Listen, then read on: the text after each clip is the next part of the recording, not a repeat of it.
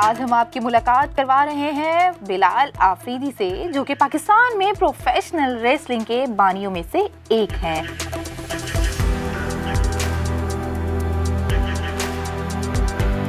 और खेलों की सरगर्मियों में कदम रखने वाले पहले अदालती मुलाजिम और पहले प्रो पाकिस्तानी पहलवान, जिन्होंने पहले प्रो रेसलिंग मुकाबले में भारतीय पहलवान को धूल चटाई।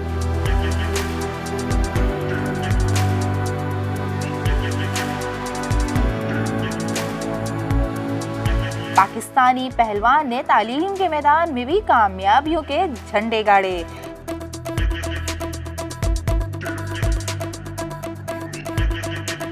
तो आइए मिलते हैं इस हुमा जोहद शख्सियत से और जानते हैं इनकी कहानी।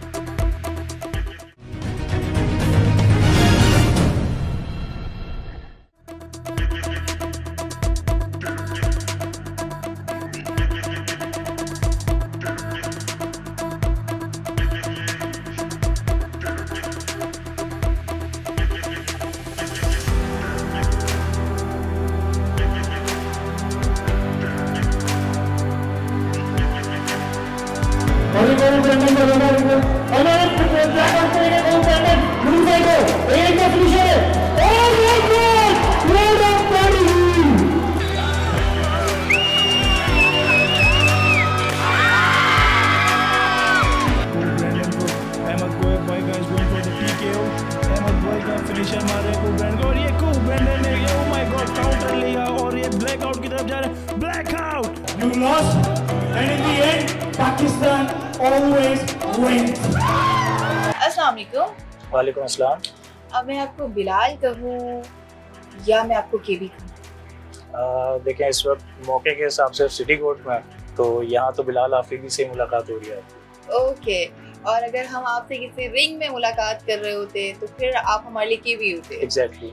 यानी one man two personality. Exactly. अच्छा, आप मुझे ये बताएं कि आपका जो अभी जो मतलब सिटी कोर्ट में आपका जो भी जॉब ऑफ नेचर है, जैसा कि मैंने अभी बताया था, तो आप पहले से यहाँ रेसलिंग को बाद में ज्वाइन किया है या फिर रेसलिंग पहले थी और ये जॉब बाद में ज्वाइन किया? नहीं, रेसलिंग बेसिकली मेरा चाइल्डहुड प्रोफेशन था। और पाकिस्तान में आपको पता है, कोई भी स्पोर्ट करने से पहले आपके पास जेब में पैसे होने चाहिए। तो मैं अपने पेरेंट्स को परेशान करता, तो इससे बेहतर मैंने जॉब को ढूंढना मुनासिब समझा था। तो लकीली मुझे सिटी कोर्ट की जॉब का पता चला था। मैं यहाँ अप्लाई किया और अपॉइंट हुआ। तो यहाँ लगने के बाद से जो है अपने गेम को भी सपोर्ट कर सका, जो मेरा मेन मोटिव था।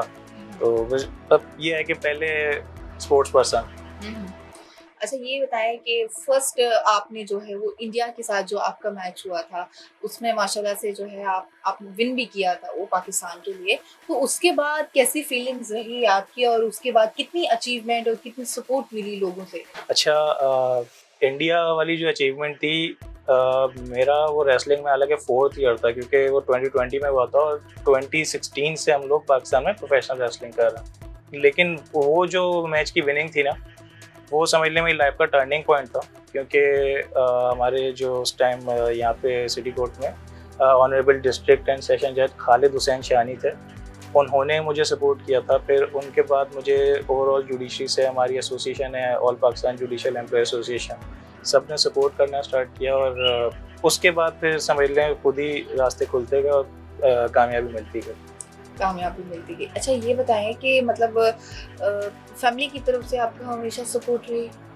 नहीं, फैमिली की तरफ से हमेशा सपोर्ट नहीं थी, क्योंकि आप लोगों को पता है पाकिस्तान में जब बच्चे के फ्यूचर की बात होती है ना, तो फैमिली के ज़ुबान पर जो है ना 2 ही फील्ड्स के नाम होते हैं, या तो आप इंजीनियर बनोगे या आप डॉक्टर बनोगे। एग्जैक्टली। अच्छा, तो उसमें ये भी होता होगा जिस तरह का प्रोफेशन आपने चूज किया लाइक रेसलिंग का, तो उसमें मार पीट वो जाहिर है कि माँ बाप को ये भी होता होगा यार बच्चे को लग जाएगी, बच्चा कहाँ मार खाएगा। तो अच्छा, ये बताइए कि सीखा कहाँ से था? ये सीखा हमने दुबई से था। दुबई से था। तो फर्स्ट इसका क्या स्टेप होता है? इसका मतलब रेसलिंग फर्स्ट कराटे जैसी भी कोई चीज़ इसमें सिखाई जाती है? नहीं, प्रोफेशनल रेसलिंग जो बेसिकली मिक्सचर है, इसमें कोई भी स्पोर्ट्स पर्सन जो है वो इसमें आ सकता है। और फिर मज़े की बात यह है कि हर स्पोर्ट्स पर्सन रेसलिंग में इसलिए आता है क्योंकि रेसलिंग जो है मतलब मोस्ट ग्लैमरस स्पोर्ट्स एंटरटेनमेंट है। मतलब सबसे ज़्यादा जो है व्यूअरशिप वाला गेम है वो एक फुटबॉल है और प्रोफेशनल रेसलिंग। ओके, तो अभी तक आपने कितने मैचेस जीत लिए हैं? कितने मैचेस आपने खेले हैं इस टाइम? मैचेस तो समझ लें काउंटलेस खेले क्योंकि हम लोग ऑलमोस्ट वीकली परफॉर्म करते हैं, तो कितने खेले हैं इसका तो आइडिया नहीं। हाँ, इंटरनेशनल जो है मेरे 2 टूर्स हो चुके हैं और मज़ीद अभी टूर्स जो हैं कंटिन्यूटी में। अच्छा, तो वो ऐसा कौन सा मैच था जिसमें बहुत ज़्यादा मज़ा आया हो आपको? जो सबसे ज़्यादा मज़ा आने वाला मैच था वो मेरा जो ऑल टाइम राइवल है जॉर्डन होल, उसके साथ जितने भी मैचेस हुए हैं मेरे वो सारे ही एंजॉय किए क्योंकि वो उसमें कुछ मैं जीता हूँ, कुछ जॉर्डन जीता। हम दोनों की जो केमिस्ट्री है मतलब आप लोग अगर पूछें पाकिस्तान में, अगर जैसे WWE में आप बेस्ट राइवल्स का नाम ले तो आता है रॉक वर्सेस स्टोन कोल्ड या Bret Hart versus Shawn Michael. तो पाकिस्तान के मतलब बिगेस्ट राइवल्स में से है जॉर्डन वर्सेस कोबू ब्रांडन यानी मैं। तो हम लोगों को उस मैच में मतलब मुझे उस मैच में ही मज़ा आता है क्योंकि हम लोग इतने ब्रूटैलिटी की तरफ चले आते हैं। मेरे जो हाथ में आता है मैं उसके सर पे मार देता हूँ, उसके जो हाथ में आता है वो मेरे सर पे मार देता है। अच्छा, ये बताएं कोई इंजरी हुई कभी मैचेस के दौरान, कभी फाइट के दौरान? बिल्कुल इंजरीज हुई हैं, मतलब वो इंजरी तो सबूत है क्योंकि लोग कहते हैं कि भाई अक्सर के भाई प्रो रेसलिंग जो है वो फेक होती है। तो वो इंजरी की वीडियोस और पिक्चर्स जब हम दिखाते हैं तो भाई अब बताओ आप ये कैसा गेम है। तो लोग तो उसको भी फेक बना देते होंगे। एग्जैक्टली भी फेक ही है जब पब्लिक के सामने, मतलब जैसे जॉर्डन हो रहा है उसके मैंने पीठ पर जो है ट्यूबलाइट मारी। अब ट्यूबलाइट लगने के बाद उसके जो है ब्लड आ गया। अब उसके बाद जब जाते हैं पब्लिक है तो कहते हैं ये कौन सी ट्रिक थी। तो मतलब मैजिशियन तो नहीं है हम लोग। अच्छा, अक्सर जो है हमारी पब्लिक ये भी कहती है कि भाई जो रिंग होता है उसमें ये जो है नीचे इन्होंने जो है वो फॉर्म लगाया होता है ताकि आप जंप करके जब नीचे गिरें तो आपको लगे नहीं ये सब फेक होता है, जस्ट प्रिटेंडिंग होता है। ये ऐसा भी कुछ होता है? बेसिकली फोमिंग जो होती है वो एक तो वो फोम नहीं होता, वो मैट होता है और वो काफ़ी हार्ड होता है। और वो सिर्फ इसलिए होता है क्योंकि रिंग का बेसिकली एक स्ट्रक्चर होता है। वो एक पहले जो है लोहा होता है, लोहे के ऊपर जो है फिर वो वुड प्लैंक की जो है प्लेटिंग हुई भी होती है। फिर उसके ऊपर ताकि प्लैंक के ऊपर कोई भी मतलब बंदा गिरेगा तो उसको इंजरी हो जाएगी। तो हार्ड मैट डाला हुआ होता है जिसकी वजह से इंजरी ना हो। लेकिन नॉर्मल बंदा उस पर जब फर्स्ट टाइम बम्प करता तो 2 दिन तक जो है वो अपनी गर्दन तक मूव नहीं कर सकता। अच्छा, आप मुझे ये बताएं कि जब आपने इंडिया से जीता था पाकिस्तान के लिए तो उस टाइम मतलब किन चीज़ों को फेस किया था आपने और इंडिया की पब्लिक ने कितना सपोर्ट किया था आपको, और उसके बाद पाकिस्तान में कितना सपोर्ट मिला? अच्छा, इंडिया वर्सेस पाकिस्तान कोई भी स्पोर्ट हो तो आपको पता है काफ़ी मतलब उसमें ट्रेजेडी, इमोशंस और कंट्रोवर्सी बहुत होती है। तो मेरा मैच तो कंट्रोवर्शियल ही था, लेकिन ये आपने जो क्वेश्चन पूछा ना कि इंडिया की पब्लिक ने सपोर्ट कितना किया था, ये बिल्कुल अच्छा सवाल है क्योंकि इंडिया वाकई में इंडियन पब्लिक ने इंडियन को छोड़ के मुझे ही सपोर्ट किया था। बल्कि मैं तो आपको ये बताऊंगा इतना मुझे पाकिस्तान में लोग नहीं जानते जितना इंडिया और नेपाल में लोग जानते हैं।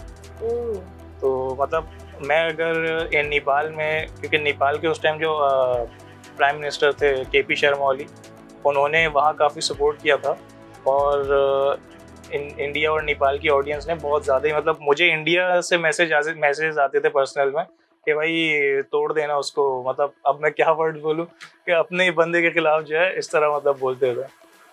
ओके, तो आप मुझे ये बताएं कि पाकिस्तान में आप रेसलिंग को किस तरह से देखते हैं? मतलब जिस तरह से हमारे क्रिकेट मैच को जो है बहुत ज़्यादा एक पजीराई समझने मिलती है उसको, और हर बच्चे के नाम पे होता है क्रिकेट। हमने इस तरह का सपोर्ट मतलब कि जो भी हमारी स्पोर्ट्स हैं लाइक टेनिस हो गई, रेसलिंग हो गई, तो उस तरह से उसको पीक नहीं मिली है। तो क्या आप रेसलिंग के हवाले से देखते हैं पाकिस्तान में, मतलब क्या कहना चाहेंगे इस हवाले में? रेसलिंग बेसिकली जो है ना मोस्ट ग्लैमरस स्पोर्ट है। मतलब जिस स्पीड से पाकिस्तान में भी ग्रो हो रहा है, मैं आपको एग्जांपल दूं, हम लोगों ने जब स्टार्ट किया था basically we are the founders of pro wrestling in Pakistan.